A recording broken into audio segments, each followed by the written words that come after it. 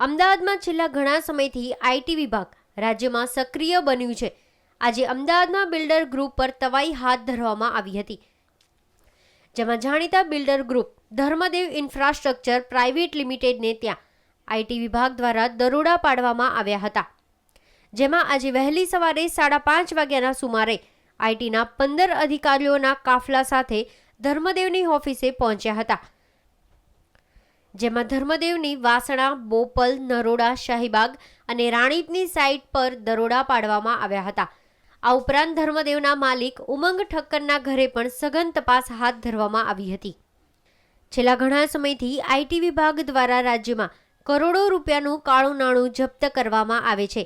ત્યારે હવે એ જોવાનું રહેશે કે આ બિલ્ડર ગ્રુપને ત્યાંથી કેટલું કાળું નાણું જપ્ત કરવામાં આવશે.